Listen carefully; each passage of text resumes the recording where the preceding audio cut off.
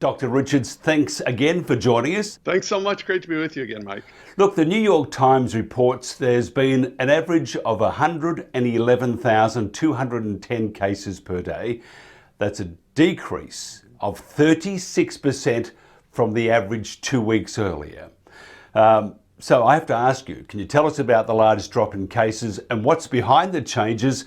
Or has Joe and do the Democrats and the administration have magical powers? Yeah, the timing does seem magical. And of course, a real cynic could say, well, we've completely changed the scoring.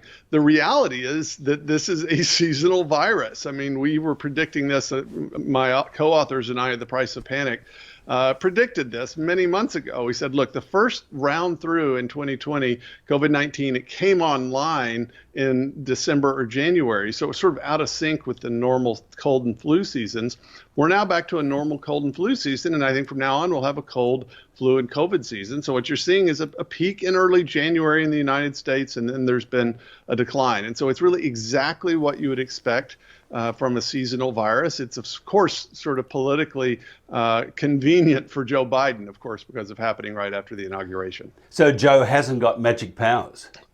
In fact, there's absolutely nothing that the new administration has done that was different from what President Trump's administration doing. They set a goal of, famously 100 million shots or vaccines in 100 days, but we are up to about 1 million a day by the time he actually took office. And so Biden, within a couple of days, actually admitted there's really not much that the government can do to change the course of the virus. And he is exactly right. That's one of the rare moments when a government official just simply tells the truth. The government at this point can do a lot of harm, but there's actually very little, I think, that it could do to improve things. We just need to count on warmer weather. Now, the new administration has changed US border policy, attracting a surge of immigrants from the south.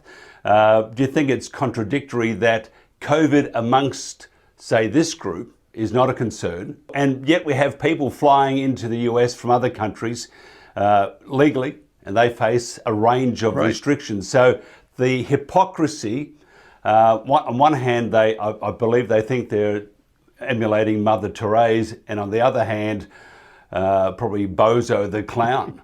Well, there's both hypocrisy, and there's also, I think it's a sign that the government doesn't actually fear this virus nearly as much as they claim to. So on the one hand, if an American goes to Canada for a visit and comes back across the border, they're talking about you needing to get a test and have a negative COVID test. On the other hand, if someone that's neither an American nor has a official visa comes across, they're not going to be tested. So it's both hypocrisy, but it's also, I think, a sign that a lot of this is security theater, it's not security theater, it's actually hygiene theater, really, more than anything, or safety theater, because the reality is government officials, if they were actually terrified of this, would obviously close the border. And so I think what has happened is that they're in this strange position where they have advised lockdowns for so many months. Now, all of a sudden, to say, well, maybe lockdowns don't really make any difference, they'd have to admit that their previous policies were bad. So they're on this kind of endless treadmill in which they can never sort of ultimately admit the obvious, unfortunately. You would have been quite probably amused or bemused on the that they're now saying that the virus did not come from a lab in Wuhan, and that we need to trust the Chinese because, contrary to what people are saying, they have no influence over the World Health Organization, and everything is just above board.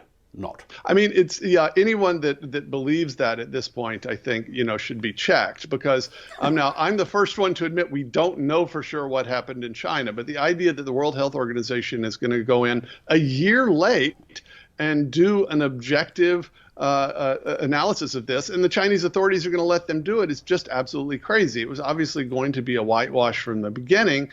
In fact, the fact that they're claiming this absolute certainty that it couldn't have leaked from a lab, if anything, I count that as additional evidence in favor of the lab leak, because the truth of the matter is, if they had been being honest, they would have said, well, yeah, it's possible. It's also possible it came from a market or from this Chinese beef or something like that. But now they claimed an absolute certainty, but of course they haven't provided any evidence for that. No, they haven't, and probably never will.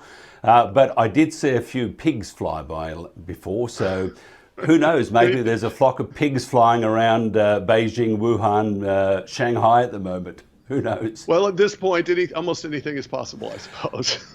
Jay Richards, Dr. Jay Richards, thank you very much. My pleasure.